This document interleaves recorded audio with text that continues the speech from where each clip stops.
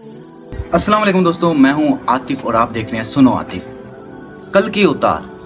बाज हिंदू की मुकद्दस किताबों के मुताबिक जब दुनिया में हर तरफ बुराई छा जाएगी तो उनके आखिरी उतार यानी कल की उतार आएंगे और उस सारी बुराई को खत्म कर देंगे।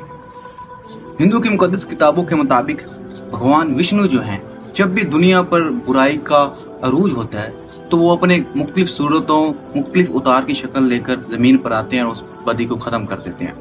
कल की उतार के बारे में मानना है कि जब दुनिया में बुराई फैल जाएगी हर तरफ तो भगवान विष्णु अपने 10वें उतार और आखिरी उतार की शक्ल में जमीन पर आएंगे और उस बुराई को खत्म कर देंगे। ऐसा मानना है हिंदू किताबों का और हिंदुओं का, और आज भी हिंदू बड़ी तादाद में इस कल की उतार का इंतजार कर रहे हैं। कल की उतार का जिक्र हिंदुओं के कई परवान में मिलता है, जैसे कि भगवत परवान, विष्णु परवान, इनमें सब में कल की उतार का जिक्र है।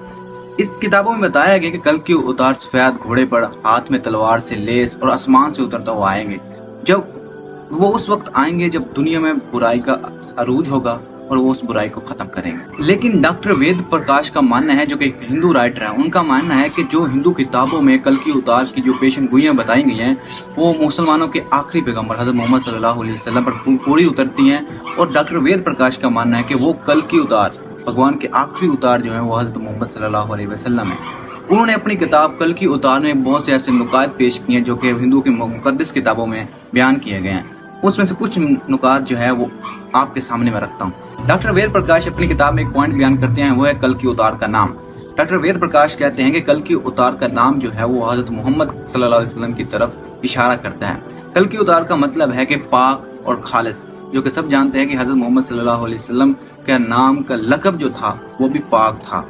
डॉक्टर वेद प्रकाश यहाँ दूसरा पॉइंट बयान करते हैं कि उनके मुताबिक हिंदू की मुकद्दस किताब के मुताबिक कल की उतार वहाँ पैदा होंगे जहाँ रेत ही रेत यानी सिराई इलाका होगा, जबकि हम सब जानते हैं कि हजरत मोहम्मद सल्लल्लाहु अलैहि वसल्लम अरब के सिरा में मक्का शहर में पैदा हुए थे। डॉक्टर वेद प्रकाश ये तीसरा पॉइंट बयान करते हैं कि कल की उतार एक मुअज़्ज़िज़ खानदान में पैदा होंगे, जबकि हम सब जानते हैं कि आप सल्लल्लाहु अलैहि वसल्लम मक्का के एक मुअज़्ज़िज़ खानदान कुरैश में पैदा हुए थे। कल की उतार के बारे में ये बयान किया जाता है कि वो तलवार इस्तेमाल करेंगे और घोड़ा इस्तेमाल करेंगे, जबकि हम सब जानते हैं कि आप सल्लल्लाहु अलैहि वसल्लम ने तलवार भी इस्तेमाल की और घोड़े का भी इस्तेमाल किया है। डॉक्टर वेद प्रकाश यहाँ पर पांचवा पॉइंट ये बयान करते हैं कि कल की उतार उस वक्त आएगा जब मुआशरे में बहुत ज्यादा बुराई होगी, जबकि आप सल्लल्लाहु अलैहि वसल्लम अरब के उस इलाके में नबूवत लेकर आए थे जहाँ पर ऑलरेडी बहुत ज्यादा बुराइयां थी, कत्लो गारत थी और लोग जहालत की इंतहा में डूबे हुए थे। डॉक्टर वेद प्रकाश कहते हैं कि जो कल की उतार होंगे वो भगवान विष्णु के आखिरी उतार होंगे, और दूसरी तरफ वो ये बात बयान करते हैं कि आप सल्लल्लाहु अलैहि वसल्लम भी अल्लाह ताला के आखिरी पैगंबर थे, उनके बाद अब नबूवत का सिलसिला खत्म हो जाएगा। और इस पॉइंट को भी वो मिलाते हैं कि आप सल्लल्लाहु अलैहि वसल्लम भी आखिरी पैगंबर हैं अल्लाह के।